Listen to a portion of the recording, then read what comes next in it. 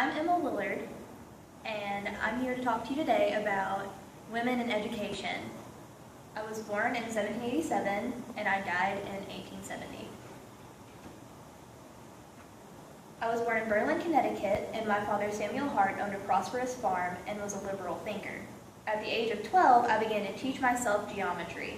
At 15, I entered Berlin Academy within a few years began teaching there.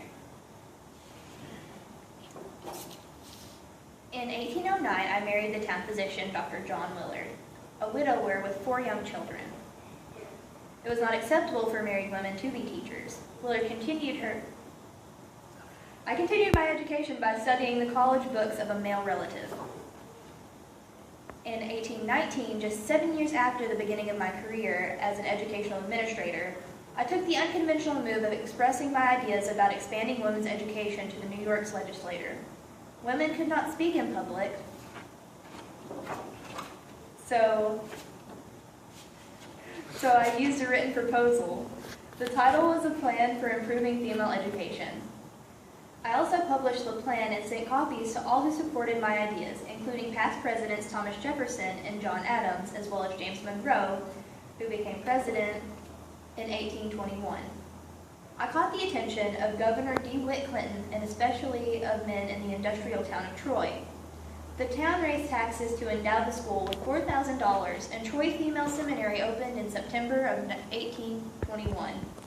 90 girls were enrolled the first year, even though the school was quite expensive, costing $200 annually for room, board, and tuition. At this price, only the wealthiest of families could afford to send their daughters to the school, but the school definitely showed how badly young women wanted a sound education.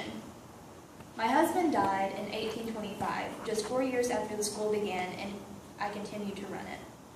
The curriculum at Troy Seminary was even more advanced than some boys' academies, including subjects like astronomy, botany, physiology, and geology.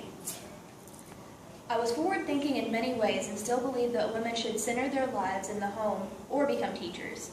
Therefore, I also offered classes that would fall into the category home economics by today's standards.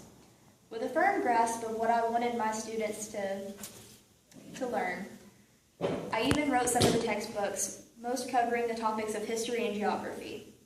My books received excellent reviews and proved to be quite profitable. I introduced my students to subjects such as mathematics that were not regularly taught to young women.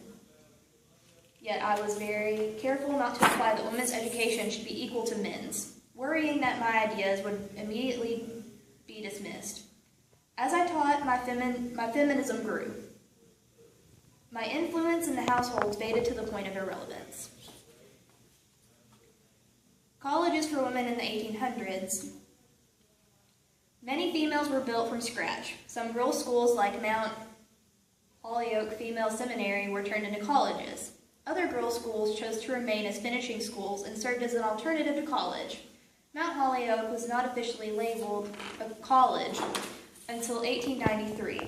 Though the school met all the academic standards of a college, in 1837, Mount Holyoke Female Seminary had approximately 80 students. Some 400 applicants were turned away in 1838 due to lack of space. Secondary schools began to finish in the 1800s and were called academies. The Young Ladies' Academy served as a model for many female academics that arose in the 19th century. The increasing amount of female academies brought on the word seminary, which was more serious than a finishing school. Catherine Beecher opened a school and taught subjects such as philosophy, chemistry, ancient and modern history, geography, and Latin. Beecher sought donations and expanded her school to become Hartford Female Seminary, where she hired 8 teachers who would focus on only a few subjects each. Some of the worries about women being educated among men included women would suffer nervous breakdowns if they tried to compete in a man's world. They would become corrupted and lose their purity. Their reproductive systems would be harmed. A learned woman would be an unfit mother and wife. Education would masculinize women. If men and women associated together in college, they may begin to find each other more unattractive. So with my help through the time, if I wouldn't have done all of this, we would not have education for women today. I'm pretty sure we wouldn't have feminism either. But, I mean, it's just a really good thing for women to have education nowadays. I think that's the most important thing. Otherwise, all we would have learned was Household activities like sweeping and sewing and cooking. and our ABCs. And our ABCs. You ready? Sure. A, B, C, D, E, F, G, H, I, J, K, L, M, N, O, P, Q, R, S, T, U, V, W, X, Y, and Z. Now I know my ABCs. Next time, won't you sing with me?